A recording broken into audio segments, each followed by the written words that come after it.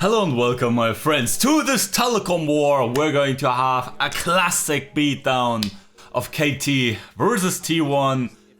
And honestly, this feels personal. More so than ever before. Not really, but more so than we had seen in a couple of years. Obviously KT last year, they were quite the fierce opponent. I think all the 3 best of 5s went to 5 games if I'm not mistaken. So that's that, but now new roster, but even worse. I've already talked about this. This has three DRX players on them. So you know what we have to do? We have to cut some throats. Hopefully T1 is in prime condition to stomp these noobs, send them back to 5th, 6th place or something where they come from. And that's again proof that they are just frauds. And yeah, obviously Pigman looks good so far. Let's get right into the game, my friends. Hope you have a drink or a snack or something for you and enjoy. Let's go. Okay, my friends, taking just a short look. I know at the draft here, perfect. Had some good, some bad performances. So far, I mean, not convinced of like either him being a superstar or I guess a bad player. So that's something, but hard day at work. You have to play against T1 Zeus on Rumble with Ignite and First Strike. He's going to farm your gold. Okay, Carrier looking for a play here onto BDD. Flash hook, okay, flash for flash trade. Zeus also like farming a bit of gold there. Yes, 10 gold. Nice, good for him. And yeah, Carrier, I mean, let's talk about it, I guess. You already see him with the Nautilus. Not so many people like him playing Nautilus, I've heard in the past.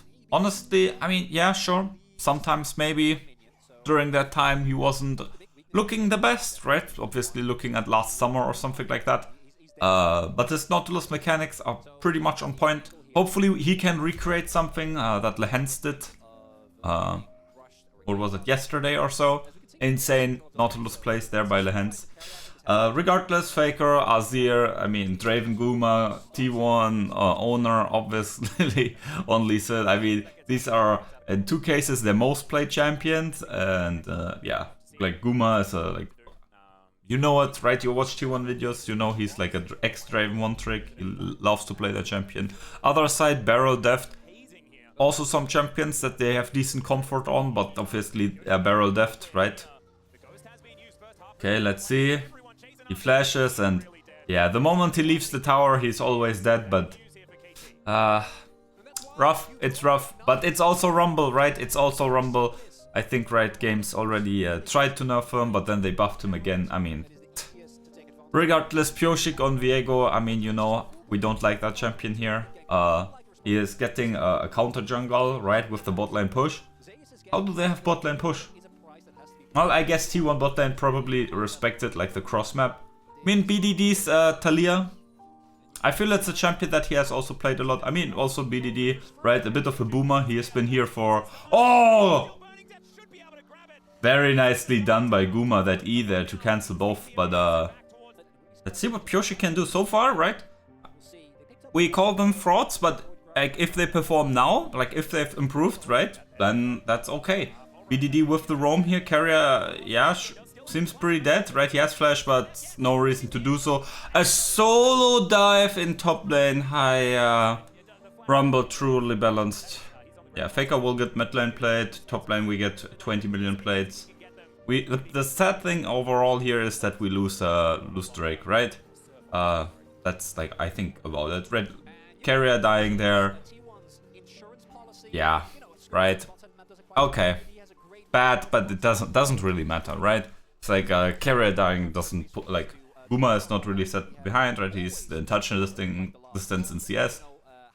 And in the end, it doesn't matter how fat this Kalista is going to be. Like, Carrier presses R, and then Zeus presses R, and then they're dead. Oh, wow. Let's go, Carrier! We get only 1. We should get 2, no? Yeah. Yeah, so I mean, the problem is Guma doesn't get his cash-ins. Faker here waits for the assist, right? But okay, that's a bit unfortunate. Now this is truly like, this is now a bit iffy, right? because as I mentioned, right, carrier dying, not too bad, but as long as Guma stays alive, keeps the stacks up, that's alright. Now that is not the case anymore. Regardless, like, Merc here? He's dead again, no? I don't even know if he needed to ult, but maybe against Potion, right? Potion, Second Wind, and what is it? Doran's Shield, maybe he had to ult. Right, this is obviously, in case you're wondering why this gameplay is legal, right? Obviously in solo queue, like, this is a common occurrence, right? But usually this gameplay is pretty illegal due to the fact that there is something called a jungler, and if you're perma-hugging and perma-diving individually in top lane, yeah, BDD with TP or Pioshik with, I guess, with his feet comes top lane, and then they've, I don't know, smash your skull in, right? Due to the fact that KT is primarily playing around bot side, which, okay, makes perfect sense, right?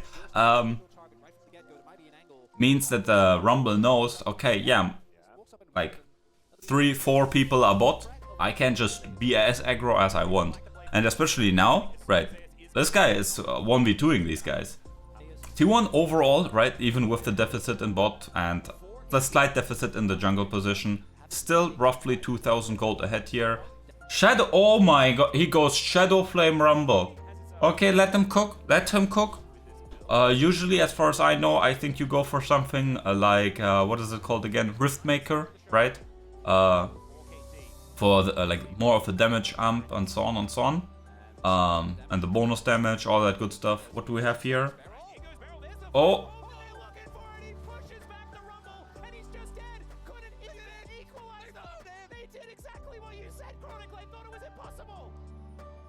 Oh fuck, okay, that's not good. I was just looking at the graphic there, and now that is not good. Deft, I think, picked up the bounty of the Fed Rumble. Oh god, let's see again. BeryL, our nemesis, right? Oh my god, Blast Cone Flash combo, Insect. Jeez. Kurwa. I mean, let's do some positive thinking. Again, all the gold stays on Deft, right? Good, that's good. Again, we can just press R on him and then he dead. So should be alright. Okay, Pioshik ult here, Faker. Oh, has to flash, but we should get, yeah. Ooh, that's a decent equalizer. Oh no. Oh, right, as good as like equalizers are and like Azir is in like these corridors, right, where people are clumped up. Right, I mean, it's not that fucking Talia is not god mode in these jungle corridors. Look at this, man. Flash for flash, BDD Faker, and then Fate's Call, obviously. And then, I don't know, man. Looks good here, and Zeus like tries to chase in, but I mean, that's a pretty low cooldown there on that W.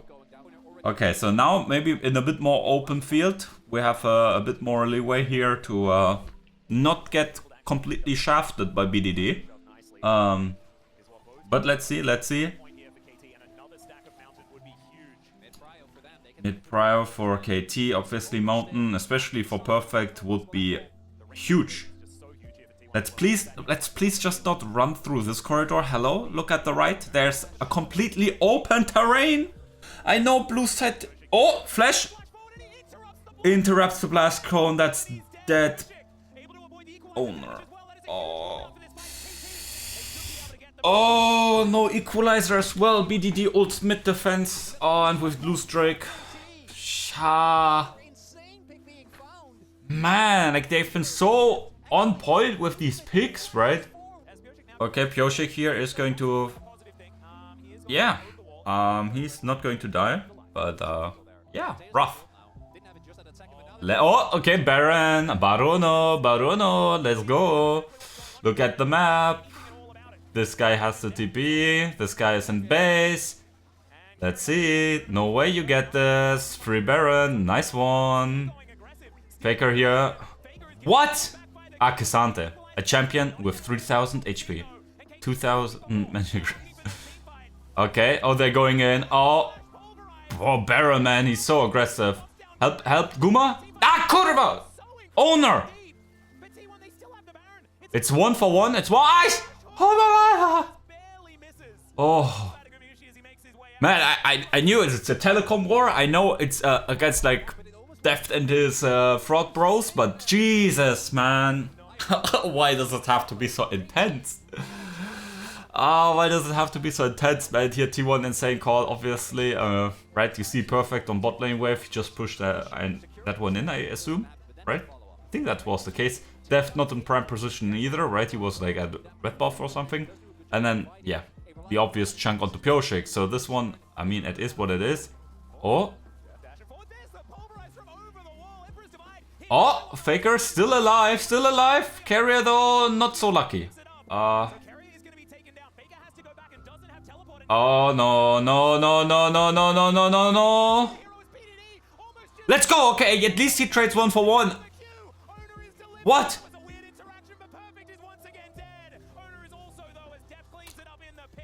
How did he know? Oh, there's a ward there. Okay, okay. Jesus, man. I mean, Dragon has not spawned, but we're losing people with Baron buff. Okay, okay, Guma. No, Guma still doesn't get his kill, man. Man, if we wait too long with the Guma kill, right, you know what it means. You know that, like, he's going to be full build at that point, alright? Yeah, Faker. Like, as much as I hate that guy, like, BeryL is fucking cooking this game, man. He is, like, popping off so much, man. He has, like, wait. Like, he has nearly 100% kill participation, right? I mean, 1-1-11, man. Like, he was good in lane, obviously. Yes, they got helped by Pyoshik. Sure. Absolutely. Not only that, also BDD, right? Sure. But, like, he took that lead and, like, he hammered it down in lane. Engaging onto BeryL carrier, what the hell are you doing? I guess it's better than nothing. Faker TPs as well, obviously. As good as we are in the game, I guess, right? It's alright, right? 2k lead. It's honestly not too bad. As good as all of this is, right? Okay, there's hello. We need. It's Kalista. Hello, owner. Okay, T1. I don't know what's going on, man. Where's the like? I ask, where's confidence? We do Baron sneaks and all of that, but like, what the fuck is that? We lose mid lane turret. We lose Drake with no contest at all. With just TP with Faker into bot lane to like contest, and then we don't do anything at all. Where's our engage? Our engage is obviously a bit linear, right? BeryL and BDD can easily defend this. Perfect then does his Cassandra shenanigans. BeryL here looking for the Omega flank, probably onto Guma, but T1 here is already, I mean, okay, that's very weird. That's very weird. Like, did you guys see the W? I didn't see the W there. Okay, now this just looks terrible. But oh, maybe we can play. No, they're flashing onto him. The ult is there, but obviously no follow-up at all. Owner looking for a flank into kick. I mean, okay, let's see. But I think we're just getting like Omega fucked here, no? Yeah, we're just getting... Oh! He gets the cash in, but they're just TPing mid and finishing. Yeah, I mean, as much as T1 looked pretty lost here, especially like with how they want to start these fights, right? Like, we have to be honest with that. Like, they were like a bit lost. But as much as like we have to put some question marks to T1 out of lane, right? Like, Jesus, man, BeryL, as much as like, you know it, I'm the biggest BeryL hater, I mean, ever. But he played out of his mind. It pains me so much to say that, man. So much pain. But like, Jesus Christ, they played well. So yeah, I mean, great for us, right? Having good opponents. I mean, again, we didn't look too convincing, but at least our opponent was also playing well. So that, like, that's like the case where you say, okay, we lost, but at least our opponent was human. Good. Let's go into game number 2 and game number 3. Let's get it back in the series. Next game. Hope you still have your drinks, right? hydration checks, stay healthy. Now game 2. Okay, my friends, welcome in game number 2. Last game, it was pretty interesting, no? Like, T1 at times looked okay, but overall, still, we see that they kinda still need to adjust with the new map, right? That they still need to find the best corridors for the contests, especially on the side where there was like, I guess the most changes, right? Red side, the blue buff quadrant, it's what I mentioned in my map analysis video, right? Approaching the objectives from there, it's completely different now. And as such, right, we saw that T1 was kinda like not finding the engage. Obviously, against the comp that KT had, it was very fucking tough, right? We acknowledge that. But usually, like, T1 is good enough, and actually, like, they had a Lee Sin, they had an Azir Shuffle, they had a Nautilus. It's tough, but it should have been doable. Anyway, in this game, we have Jinx Tahm Kench. Like, what time is it to be alive? I guess that's that. Pretty interesting. Faker gets to play Corki. I don't know how that champion gets through pick ban, right? Corki, I think, one of the very balanced champions right now. Was pretty clear once you like see the interactions with Corki R and obviously Maligma. It's pretty annoying. We already saw. I mean, I suspect you all are watching the other LCK games, right? I always see some of you in the comments there. We obviously see what Chovy did with that one. So yeah, that stuff should not be illegal. But let's see. Now it's our time for bot lane dives. Bum. Owner gets that one. Sadly, no assist. Deft has the flash here, and yeah, Wave has hit the turret, so T1 can just proxy this and then move back. Zone Deft of more gold and XP, no flash. Cancel the recall. Yeah, good. Top lane. I mean, I don't want to speak about it. Oh, Faker gets the flash. Good, pretty good, yeah. Corki forcing flashes in mid lane. Okay. Top lane, I don't want to talk about it. Zeus is playing the K'Sante. Yeah. Broken champion, but nah. And then on the other side, I mean, you all know it at this point. Okay, Owner here with something, but I don't think that's really the play, right?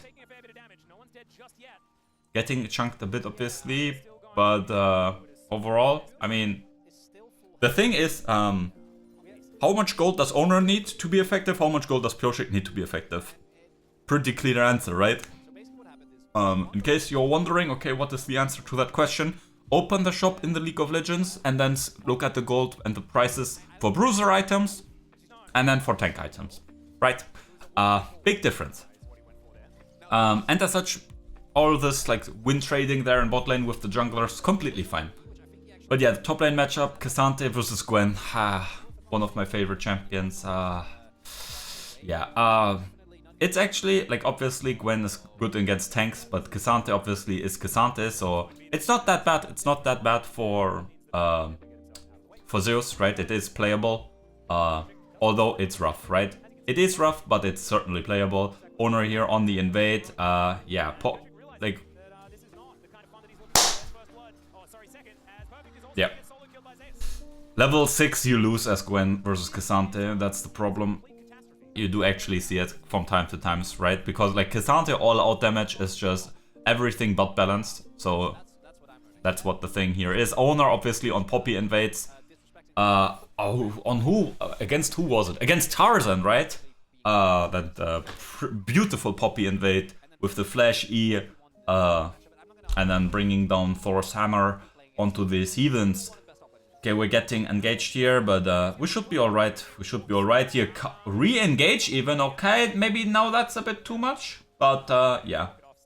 They are respecting Poppy, who is topside, so yeah, that's a bit of a bad read on what is it, KT. And yeah, obviously, I completely forgot, right? He's still undefeated, or rather, he has an 18-game win streak on Corki. That's actually, like, pretty insane if you think about it.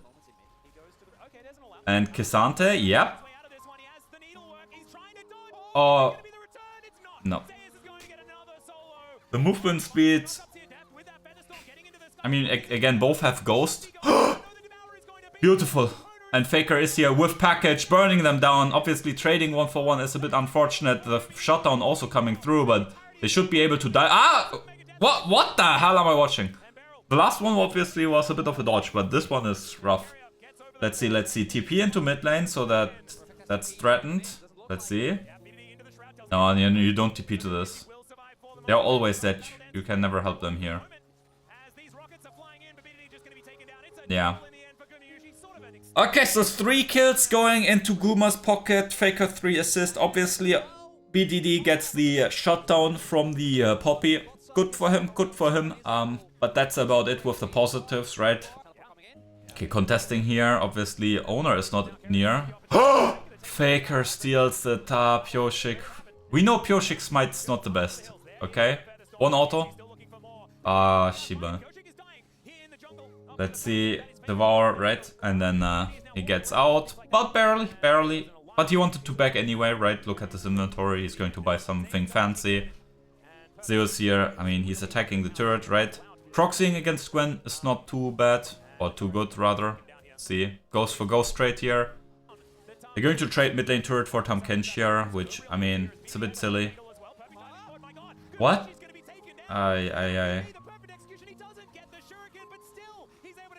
Of Kurva Ignite. He doesn't get passive auto attack. Zeus is doing Cassante things. Cassante, a champion with 2000. Yeah, and the shutdown for Gwen. Okay, yeah. That happens if your Tahm Kench with Devour dies for, I don't know, trying to zone. Like, look at what Carrier is doing here. It's obviously like trolling, right? I like jokingly said, I mean, he doesn't get his E off, right? It jokingly said, obviously, trade for mid lane turret. But now the problem is, like, who is protecting Guma from, like, a Vi, an Akali, and a Rakan? No one. And as such, he dies. Owner, he doesn't get a last auto attack in for his passive. Faker takes care of Pyoshik. Good for him, good for him. Cassante is doing Cassante things, but it's not enough. Okay, owner is there. Guma this time next to someone who has Devour. He gets the first reset. Pew pew pew pew pew pew pew pew. Not pewing yet. BDD gets knocked up. And what is that? Who is that? That's Zeus. He is going all out in a completely different way. Zeus. Oh no, that's Guma. He's flashing into the enemy team. Sadly, doesn't get the Panther. And I mean, it's stolen anyway. But so yeah, that's the clean ace here at this point. Again, this time we see what happens if Carrier is standing next to Guma. He didn't have to use the Devourer, but the threat of him using it already deterred KT from like going full Ooga Booga. Not to mention, obviously, that like Zeus was on the flank. Faker was distributing some rocket damage, and on the other side, not all other side, right next to him, right? We see Owner also here coming around. And yeah, I mean, thank you, Showmaker, for that one. Beautiful copy paster. And here, Owner, without vision, goes over the wall. Oh my! Yeah. Yeah. Okay. Yeah, this Gwen is literally me. My team trying to contest Baron against Exodia, and I'm inside lane taking that turret, right? Well, I guess it is what it is. So yeah, as expected from the pick ban, kinda, right? Unless KT gets massively ahead, this one is a bit rough. But execution was also more on point here. Carrier though, again, a bit sus. A bit sus, no? Like, not completely inting, but a bit sus, right? We'll have to see how it goes in game number 3. Our smiles are slowly but surely returning. T1 still struggling a bit here with adapting to the new map, I think in particular. But we'll have to see how it all ends out in game number 3 right now. Okay, my friends, in game number 3, again we have Cassante top lane. Yeah, but at least this time it's again on enemy team, so we're going to see him lose. That's good, that's good. It's Zeus's aatrox. Aatrox with Cassante, maybe not the best matchup, honestly. But hey, it's Zeus, he makes it happen. Jungle, pretty boring, not going to talk about it. BDD Faker, handshaking, control mage matchup. Okay, alright. Yeah, we have Lucian Nami versus Milio and Aphelios. I think it's 5-0 for the Aphelios Milio side so far. Obviously in the LCK. In the East, Lucian is doing fairly well. In the West, I think he has not won a single game yet. So yeah, like Lucian is probably like Jace or something, right? The West just should not touch that.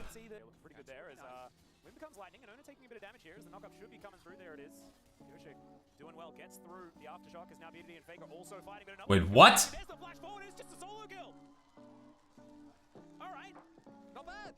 I mean, I don't know. First of all, Owner not recalling in the brush, but next to it, weird. Faker looking for a solo bolo here. No, no, no, minions! Oh, that's why you drink your potions, my friends. Always drink potions. Flash for flash. Not again, like last time Faker just got the flash, right? But yeah, interesting. Owner, I don't know what he was doing there. Like not recalling in the brush again, and then also like what? Like just flashing for fun, it feels like. Faker also like playing on the right side. Hex flash comes in. BDD shuffles around. Let's see. Oh! Okay, close. That's, I guess, mid lane, right? Jungler's always there. Ay. Main character role. Now supports are roaming towards mid. God. Okay, shuffle. Coming in soon? No? BDD doesn't even try to ult at any point. Okay, interesting. Now he's also going to lose his support. Maybe he doesn't have enough mana, but... I don't know. Obviously BeryL, classic BeryL thing, as much as Owner. Like, what are you doing here? You're like, especially after the aftershock comes through, you're just like paper. Why aren't you flashing the W? Why aren't you flashing anything? What? I mean, at least he gets flash for flash, but... whatever. Let's go, Hex Flash comes through, boop, bop, boop. And yeah, here, I mean, BDD has 100% enough mana, right? Like at the start of it all, right? Defensive ult, trying to save his team, or like ulting them into like turret range. Ay. But okay, that's pretty good, Owner and Pyoshik here meeting again. Let's see. Shockwave comes through, and again, BDD, I don't know what he's waiting for. Okay, flash for flash as well here. I mean, obviously BDD is like way weaker than Orianna here at this point, right? I'm not like saying stuff like that, but on the other side, Xin Zhao is also like insanely powerful, but I don't know, man, what's going on there. Like, both mid laners don't have flash, right? Like, Xin Zhao, BDD, like turning onto an immobile Orianna. I don't know how that is like so wild, but I mean, like maybe I don't know ball. Both mid laners have their flash back up, so that's maybe something where... Okay. That's exactly what I meant, right? I mean, like, that's exactly what I was talking about. Like, my friends, Owner is here in the thick of things, but and you don't have to flash that, no? I guess you don't have too much mana? Yeah, right? That's mid laners, man. Always so aggressive. But yeah, we saw exactly what I was talking about. Just shuffle in the flashless Orianna, right? While still buying the support item just a moment later, and okay. Obviously now that is not allowed. Yeah, okay, this one is pretty rough. Anyway, more bot lane aggression here. Let's see. Owner leveraging his lead, coming down with Faker, TPs, but yeah, diving the turret, maybe a bit too much. Perfect here, showing the top gap. Let's see. But yeah, that's why you itemize armor against K'Sante? Oh, boom. Let's go. Yeah, obviously, itemizing armor for top lane matchup, then you get shredded by the Orianna. That's what happened to Perfect T. Perfect T. Yeah. They probably think it's Azir or something, right? And then they get swooped into the turret. Okay, pretty free kill here onto Pyoshik. Also coming more down to earth, right? After, well, the previous games. Yes, he got a solo kill, sure. He's playing Xin Zhao versus Rel, and Owner is egoing, not flashing. Okay, flash. A bit of a hula hoop, but I guess it's BDD kinda also sidestepped, so... There's the Rel, and we get more Summoner spells. 2-item aatrox, yes, pretty good. Again, his goal is just like with his aatrox build at Worlds, right? Okay, like, I will never be tanky enough, or I will never be as tanky as a K'Sante or as a tank, right, as aatrox. Right, these days are just not there anymore. But if I'm strong enough and I'm Zeus, I'm really good at flanking, and I get the flank, I will insta-kill the enemy team with that. Oh my god, that shockwave was massive! And yeah, at this point, it's all just... yeah, very nice. T1 around Barons. I know, how many years ago is it now? 3 years? No, 2 years? No, 3 years ago, I think it was, right? T1 around Baron, it was a nightmare. It's like, oh, hi, T1 around Baron, no, they're going to send it all. Since then, they've improved their Baron so much. They're one of the, if not the best Baron, like, team, right? Getting the objective, like, playing around it, baiting it. It's just wonderful most of the time, no? Like, they really leverage this objective so well. Overall, I'm just yapping away T1, using the Baron buff to great effect. Have destroyed 6 structures. What does that mean? They've destroyed all the structures outside of KT's base. KT, they have some good wave clear, right? And I mean, it's still 25 minutes in the game. Even though T1 is, like, they're not only ahead on KT by, like, obviously, what is it at this point here? Like 13,000, 12,000, which is, as you know, a lot, right? It's not only the difference in gold that makes T1 strong, it's also that T1 has like a lot of total gold, right? I think I talked about this like 100 years ago, but there are like differences in like being ahead or like how like you can view stuff like that. Has the enemy less gold than they should have? They're behind, set behind. Do you have more gold than you should have? Then you're ahead. And then obviously that's the standard one that people look at, right? They compare the gold numbers at the top, which is like, okay, like how much gold are you directly ahead of your opponent? And usually you want all 3 to be in effect, right? That's obviously the best thing. And against some champions, you just want to starve them out of gold, right? Against Gwen, for example, we saw it. It wasn't meaningful that K'Sante was like 10-0, but it was meaningful that Gwen didn't have like access to CS, farm gold whatsoever, making her arguably way weaker. And now at this point they're waiting for the next Baron, going to use the Baron push to either end the game or like force a game winning fight, end the game, or push waves and well, get soul, right? Like there are like a plethora of options for T1 depending on how KT like looks to answer T1's actions, I guess. So last drink of the game, I guess. Let's see, that's a strong calling. Football into the face. BDD looks for a scoop, but yeah, maybe not the best communication there. Maybe also wanted to scoop them into a different like direction.